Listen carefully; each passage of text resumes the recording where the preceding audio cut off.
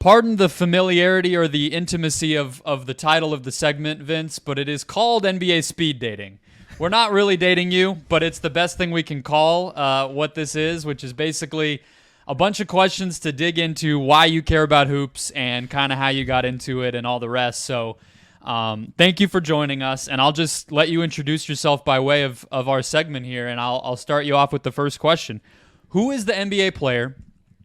And they can be young, they can be a vet, they can be whatever you're guided to. The player in the league that you can't quit, that you still believe in, that you still, against all reasonable thought, have optimism, can figure it out. Wow, the player I can't quit. That's a good one. Ah, man, who can I quit? That's a tough first question. I would say, if ever the day happens, I will be hard-pressed to quit that Jimmy Butler can't lead his team somewhere. I love it. Yeah, it's a great one. That's a tough one. It's a great one. That'll be a tough one. Sooner or later, he's going to turn like 38 and not be able to do it and ramp it up. But that day going to have to come before I actually say it out loud.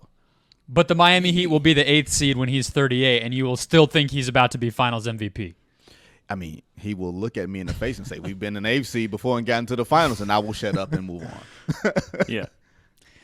Chris, that was better than our answers. I think I had Tobias Harris was my answer, that he's still going to be like a winning player on a great team someday and get over that finish line. Who was yours?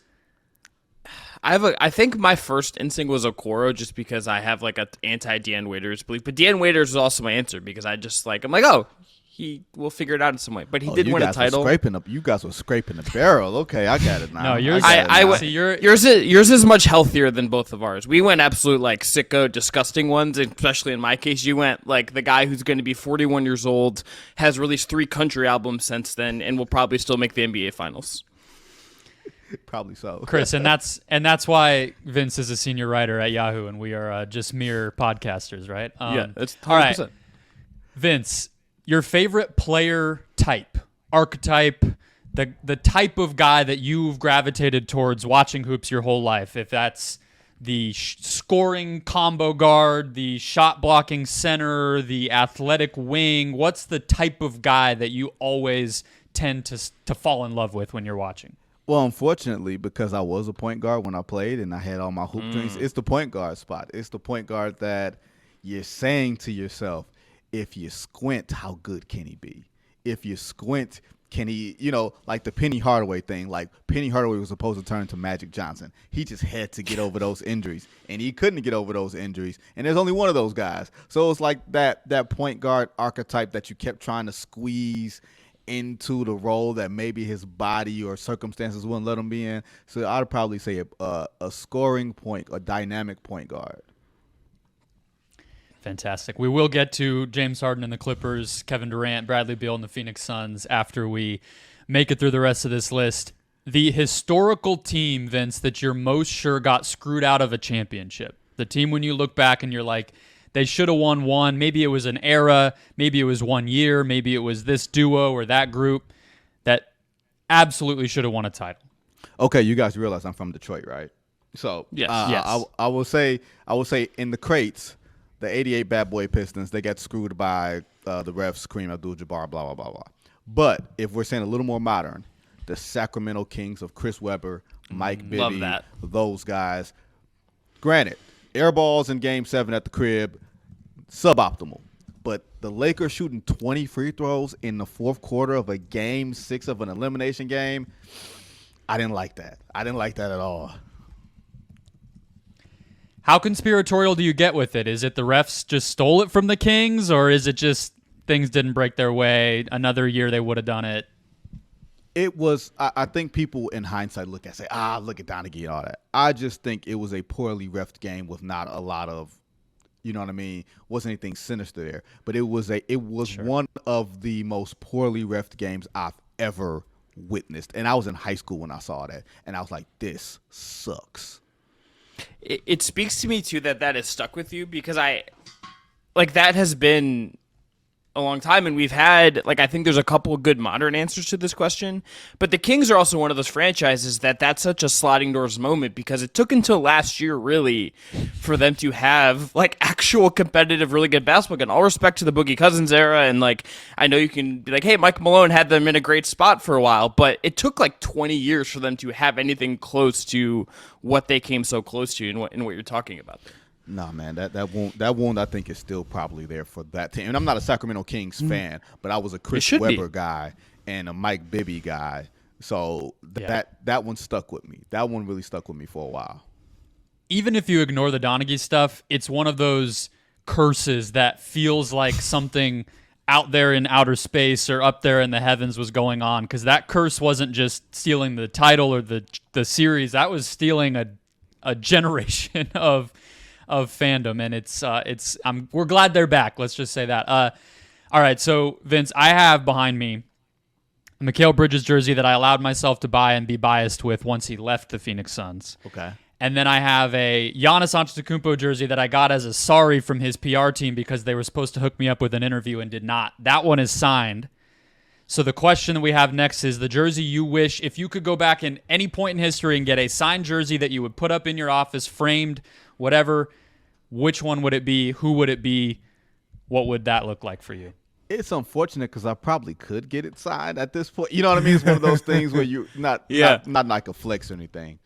It's fine to flex. It's true. Flexing. What? Flexing is good. It will probably be a Blue Pistons Isaiah Thomas jersey. Favorite player of all time. Favorite team of all time. Probably the reason I became a sports writer in some roundabout way.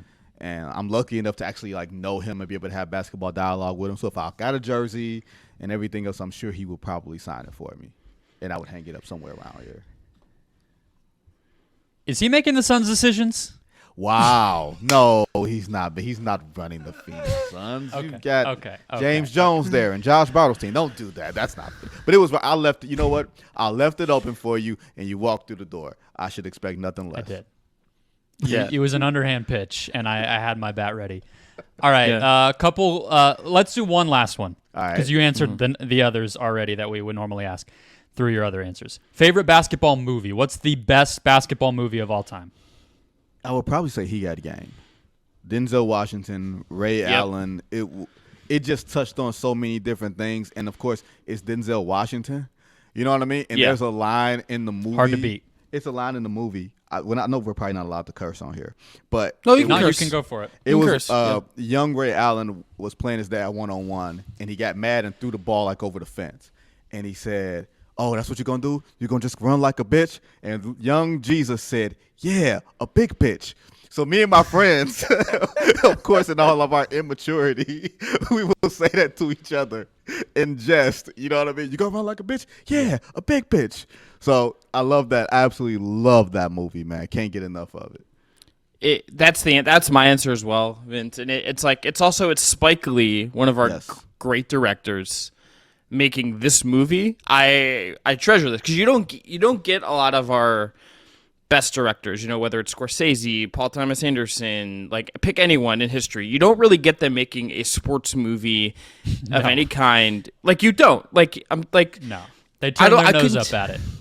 Like, and I couldn't tell you who like made Rudy, but it's like it wasn't Spike Lee, and Spike Lee made He Got Game, and we should appreciate the fact that someone who obviously is a huge basketball fan, a huge Knicks fan, like used his energy, used one of the few things he gets to do on a sports movie with Denzel in it, and got Ray Allen to be really good in it, and introduced us to Rosario Dawson. Like, I'll take that 10 times out of 10. Yeah, there were definitely some scenes in there that 14-year-old didn't know what life was living like, and then I got older and was like, oh, life is really like that. Oh, okay, this is interesting. Yeah. No, it's great. All right. NBA talk. We got James Harden at Madison Square Garden, really quickly to be surpassed by Victor Wembanyama's debut at Madison Square Garden. It didn't really work out for James the way that I think maybe he might have hoped, but he, to me, looked a little more energetic and less rusty than I expected. Like, you're just at a certain point watching how does he physically look as a basketball player. I guess okay fine. He seems like he's going to be able to continue to play and contribute and have this integration process maybe not be as long as it could have been if health was also a factor. But Vince, they just didn't look together. They didn't look put together. That's understandable, but I hate to try. I want to try not to bring my preconceptions into it when I'm watching something like this unfold, but there were too many possessions where Russell Westbrook looks like he does not know where to be. He does not know what exactly he is supposed to be doing when the ball is not in his hands, and not only that, but when the ball is not in the other stars who he's now finally starting to learn how to play with in their hands. It's just one more guy, and it felt very obvious that the too many cooks, the spacing, all those problems are unavoidable for this group. Yeah, it is. It's going to feel clunky. And I think Ty Lue said after the game or before the game that, you're going to look at this in like 10-game increments. And you got to remember Terrence Mann is out. And you got to remember they have a glut of wings. They already had too many wings as is. And then you add a high-usage wing and James Harden, because of the size he qualifies, as a wing. And they're going to play a lot of 4-out. And who's going to be the guy to play catch and shoot? Like, that's the question. Paul George is naturally going to be the best candidate for catch and shoot because he's more of a quick twitch player than the rest of them. But I wouldn't want him to be relegated to that just because he's best used out of the 4 guys there.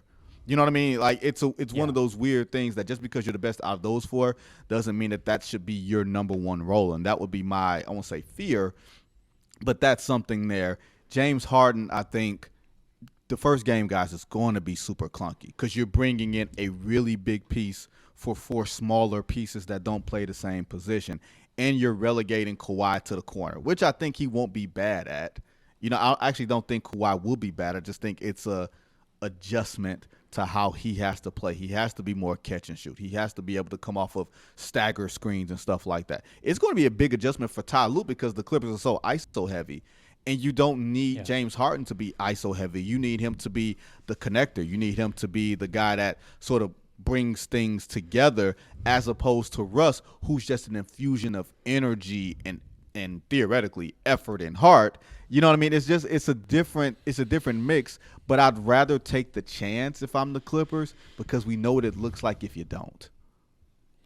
All 3 of these guys have been on awesome starts. I want to read a quote to set the stage, and I'll pass it to you, Chris, because I think I had it saved, and it's speaking to everything that's already come up. But George Westbrook and Kawhi, the other part of this, they've all been on great starts to the season, and that's part of what makes it's like you don't want to mess with a good thing. You finally have those 2, and then Russ, who you added along the way, playing well, playing together, winning, being healthy, and now you add this question mark. The quote that I had from Ty Lue, Chris, was specifically about how the role players are supposed to play. And it was in Jake Fisher's article, teammate of Vince's at Yahoo, where he said, all training camp in the first 5 games, we've been telling our guys to make sure they cut when Kawhi and PG are coming off the pick and roll in order to give them space because of how they play. But when James handles the basketball, now you have to try to be more spaced and just stay in our spots because he can make the pass and make those reads. And it just speaks to, like, on such a basic level, the adaptation that's going to need to happen for not only the stars to work together, but somebody like Mann who's coming back, who Vince mentioned, or any of these other guys that have been kind of building toward, okay, we're healthy, we got our guys, this is how we're going to play. And James just, the system of James Harden just brings a whole new wrinkle to that. But what you got? Well, my question's about Ty Lue, Vince. So you look at him, I would put him among the upper echelon of coaches in the league. Is this a job that, to some degree, as much as he can control, and he can't control everything, obviously, because you have the injury concerns baked in with this whole group, but is this a job that, like, in your mind, you look at it and say, okay, Ty is one of the coaches that actually can figure out how to maybe pull all the right strings here? Is he one of the guys that actually maybe could walk the line he's going to have to here to get the most out of this conglomeration of stars? Well, I think strategically that can always be up for debate, right? Like, you can say someone else has a better offensive system and maybe we'll put guys in different positions. But with these guys being stars with big egos and having bigger roles throughout their entire careers, you're asking about buy-in. And it's less about strategy and more about personality, more about connection, more about, relating to guys. And not like in a way that you're begging them to play. You can't beg guys to play. They see right through that. But if you're saying force of personality, I don't know if there's anybody that's better equipped to handle it. And I would have said Steve Kerr, but last year you had the Draymond Jordan Poole situation that's on his jacket. Even if he doesn't control that, he couldn't find a way to bring those guys together, right? I think Ty Lue, from a personality standpoint, is a guy that they will trust, that they will probably run through a wall for. Remember what we thought of Russell Westbrook before he got to the Clippers last year? We thought he was on his way out of the league. He washed out with the Lakers. It was a bad taste in everybody's mouth, and Ty Lue got him in the building, and literally we think of Russell Westbrook as a guy who's on a value contract right now. That is the strength of that type of coach.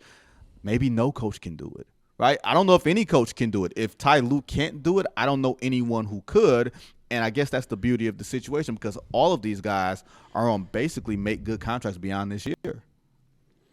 That's the part of this, the extensions for the two main guys, the extension that Harden wants, and the value deal, as you correctly called it, with Russ. I know it's maybe not the topic that everybody's mind would go to feel bad for how much Russ is or isn't making given his past contracts, but it would be a little tough for me if I'm Russell Westbrook and am finally sacrificing in some of the ways that I've been asked to do for a while, continuing to play as I'm the oldest guy on this team too, and doing some of the things that I'm being asked to fit in, to be making, 10% of what these guys might make on their next deal, at least an eighth of what they're making. That feels underappreciated, specifically as it relates to Russ. So I don't know if you have thoughts on that, but yeah. And here's the other point to it. Russ has signed a 2-year deal, and not to get too CBA on you guys, the Clippers can only give him so much even if they wanted to. Like, just because they don't have his bird rights, given how they got him last year and how they signed and everything else. So they can go over the cap and into the aprons, which they will, assuming, this all works to a reasonable degree. Even if you wanted to pay Russ to that level, you couldn't. So I wonder how, if you're asking a guy to sacrifice on the floor and in the pocketbook, like that's something that's very fragile, that relationship. You got to be able to keep that guy on there, even though he's the one player who feels like the odd fit with all of these guys right now. The sacrifice is built into what his contract situation is. He has to be the guy that accepts that. Whether he actually does or not, it's either yes or no. Question for you, maybe to close out on the Clippers here, and we can move on to Phoenix, Vince. We did this after the trade happened, and I'm curious how you feel because, man, is the ingredient that we haven't seen here. He became untouchable over the course of the talks with Philadelphia, from what it sounds like, and is a connective tissue type of player at his best. Who do you think closes games for this team? Is it all four of the stars and Zubats like the starting lineup currently is, or where do you see this heading? Do you think that it is possible to make that work, or do you think they're going to have to revert back to, hey, we just need some of the traditional role player types of guys to make this all come together? That's an interesting one because Plumlee being out, as a screener and as a roller to play with Harden, like he's a better roller than Zubats, right? But Zubac is a bigger body, defensively and everything else. Like it gives you different things. And he might be a better passer in the pocket than Zubac. Like Zubac isn't a bad passer, but sometimes when the margins are that slim, y'all, like you need if you're gonna have a player in that spot, and all he has to do is make a read and make a play. It can't be he can make a play. He can make a read. It is he has to. This is what he does. So with that, I'm very curious. I'm wondering if Terrence Mann or Norman Powell, because they're naturally better shooters. They're naturally better guys to play off of late in games because they're not expecting the ball. And Norman Powell is a stockier, a stockier ball player that can sort of roam the perimeter, and he can play in catch and shoot situations while your other guys play ISO. I don't know if Russ is on the floor late. You know what I mean? But PG and Kawhi will be if they're available. You would assume that Harden would be on the floor late. especially if he's your third best player, where you're not asking him to shoot. You're not asking him to carry you. You're asking him to be a facilitator. So even in that situation, Russ may be the odd man out. Even if by some ways you need Russ and his energy on the floor, I just think the high-low variance of it makes it so you might need someone a little more dependable and reliable from a standpoint of perimeter shooting. Yeah, I think Highland and Powell have the biggest adjustment of the role players because they were doing what Harden is now doing for this team. And now where do they fit in? What are they supposed to be doing? How many minutes do they get? All that stuff. We also don't know if PJ Tucker at center is something that they'll explore as a closing lineup. I'm sure matchup-wise that may come into play. But let's move over to Phoenix, which we will see Bradley Beal debut for in Chicago on the road. They also play the Lakers and Thunder at home this weekend, so an interesting stretch for them. Kevin Durant has been incredible, Vince, to start the season. Booker remains out, but I'm too close to this team, so I'm going to kick it to Chris to set us up here for what's interesting about the Suns right now. What is the thing, Chris, that you have your eyes on that we want to get Vince's perspective on? Well, so to me, it's Durant. So you talked to him. You wrote a really good piece about this, what's going on in Phoenix at Yahoo. When you were there and you talked to him and you got the lay of the land, even though we haven't seen Beal play in the regular season yet, and there's still a long way to go before we know exactly what this is, what did you feel like the energy was for Durant and for the organization when you were there talking to them and just seeing where they are as the season starts? Well, it's positive. You know what I mean? And mind you, this was before they had discovered anything with Brad's back or Devin having anything with, a calf or an ankle. So they were all just saying, hey, we're going to play. And I think the four guys who play basketball, like I'm not saying that to be funny, but four guys who actually, or three guys rather, who like playing basketball and they like being around each other. Like that accounts for so much. With Kevin, the vibe was, I don't want to make things so hard for him. If I'm Frank Vogel, if I'm anybody else, my thought is, especially with this start, my thought is Kevin can do everything. He can facilitate. He can stand at the top of the key and navigate the double teams and everything else. But I don't want him to do that. Like, he's good at when things, I'm going to say he's great. He's the best at when things are easy. And that's not to say front runner. I'm saying when you're swinging the ball to Kevin Durant, there's nobody better at navigating the defense and whether it's taking off a dribble, going on the drive, spotting up a shoot. There's nobody better. Not even Stephen Curry is better at that particular thing. I don't want Kevin Durant going 1-5. I don't want him having to worry about players nipping at his legs and the possibility of a lower leg injury or whatever it is. Like, I want him to be at optimum strength. And I still think the optimism is there. I think from what I've seen, and I saw him over the weekend, a lot of the guys were saying, hey, better for us to go through this now than to go through this in the middle of the season when we're trying to really find it and we're trying to solidify ourselves. I think they're looking at it as a blessing in disguise. Some people may be looking at this as this is the way things are going to go. So I guess my follow-up that is too, just with Beal. He obviously misses some time. He has the biggest adjustment, I think, of the guys that they have in there. Of course. What are your expectations for him as he gets going and as we actually see him play? And look, I had to watch him for the first time, but in an environment that is expecting winning for the first time in what feels like forever for him. Well, I think sometimes we have guys who have been in losing situations for so long we forget how good they are.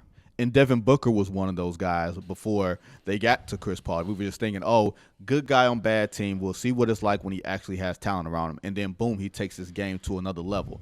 I'm not saying that's exactly the case for Brad because I think his best statistical days are behind him. But I do think we have to reevaluate. I think we will reevaluate how good Bradley Beal is. Because if you get Kevin Durant and Devin Booker on one side of the floor, and you've got Bradley Beal attacking the closeout and having one less defender in his face, let alone that defender being a weak defender that's in his face to begin with, he's going to be a really good and really efficient ball player. And I think once he's healthy, assuming he's healthy, because a back injury is nothing to play with, it's nothing to assume, because when your back hurts, your back hurts. You know what I mean? I'm going to tell you that as a man whose back hurts. Your back never stops hurting once it starts hurting, all right? So I'm not taking that for granted. But assuming health because of the way that they're slow walking it, I think he's going to be one of the best, if not the best, third option in the damn league, right?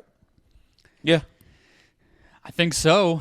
I think I watch the Nuggets, and the thing that I feel like about them, and that's obviously the primary competition that Phoenix is looking at, they don't have holes in their offense. There's a lot of teams around the NBA. Boston will spread you out. They'll beat you in transition. They'll make a bunch of threes. What's their half-court offense look like, right? It's Milwaukee. I don't know what's going on early in the season for them, but half-court offense has been a question for them.